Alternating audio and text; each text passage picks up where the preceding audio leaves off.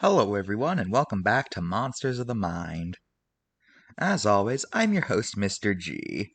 So, sea monsters, quite possibly some of the most terrifying things ever thought of, considering that they could literally just pop out of the water at any time, and there's nothing you can really do about them, because, let's be honest, what can you do about them really?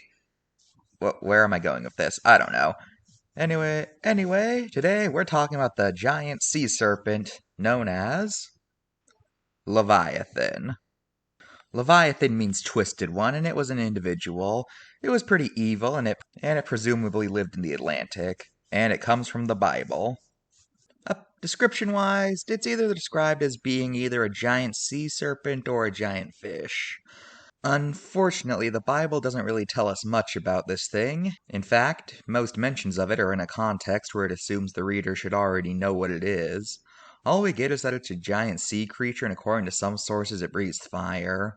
The Leviathan is often depicted as one of three giant monsters covering the three different zones of the earth. The sea has Leviathan, the land has Behemoth, and the sky has Zaz. According to some Jewish texts, at the end of time, Leviathan and Behemoth will end up killing each other, and the surviving humans will end up eating their flesh.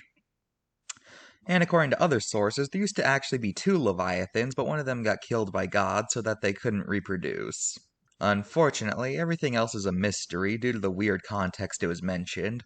But hey, at least it's better than the Nephilim, where we don't even have a clue as to what those were. Now here's Vincent. If I'm being honest, I've never even heard of this guy until we started working on this video.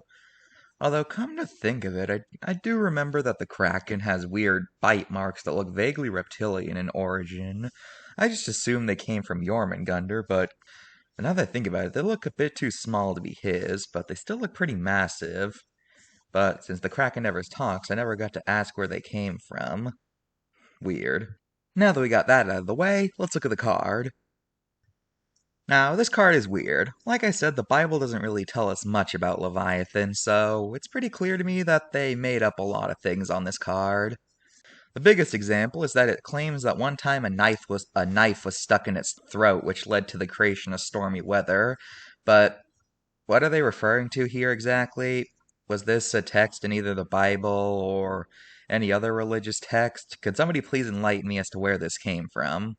Also, it claims it can crawl on land, but but that's another thing that I'm wondering what their sources are. So, if I had to rank this card, I'd give it a 7 out of 10 for kind of making stuff up, because I legitimately wonder what their sources are for a lot of these claims. Now let's look at Leviathan in pop culture. In Disney's Atlantis, the Leviathan is portrayed as a giant mechanical lobster. I ain't complaining though, it was the best part of the movie. And I like Atlantis, by the way, so don't take that as an insult, I'm just saying. The Pokemon series has the legendary Pokemon Kyogre, which is based on Leviathan. In fact, it's part of a trio that's based on the three giant monsters I described earlier. Kyogre is the Leviathan, Groudon is Behemoth, and Rayquaza is Zaz. Apparently Leviathan was in Dungeons & Dragons, but every picture I could find was a fan-made picture of it. I don't know. You know, you know what? I think I might be done with Dungeons and Dragons appearances because honestly, I can't tell what's official and what's fan art at this point. In fact, I'm starting to doubt that Cerberus was actually in the board. So, you know what? From now on, I'm only including Dungeons and Dragons if I really can't think of anything else.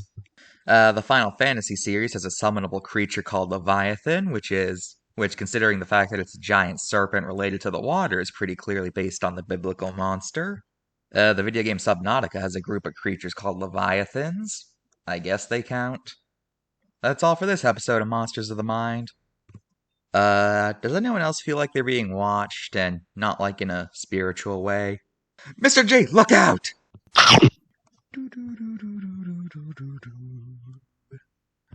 Oh no, Vincent, no! We only made it to 10 episodes. I knew something like this would happen if we kept tempting fate.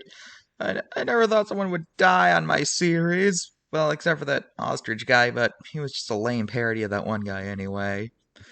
I can't believe he's gone. He went the way of Bambi's mom, and Mufasa, and and that one girl, whatever her name was. Oh, who cares? Who cares? That game is like 20 years old. No one even cares at this point. We were gonna get to episode 100 together, and I would have taught you the miracles of science. You were gonna teach me the miracles of magic. Why?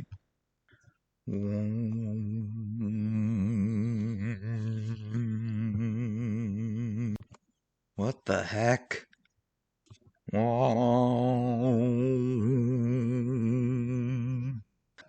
Sorry about that, everyone. Had some technical difficulties there for a second. What the fudge just happened? You just died, and now you're back? Oh, I think I might have some explaining to do.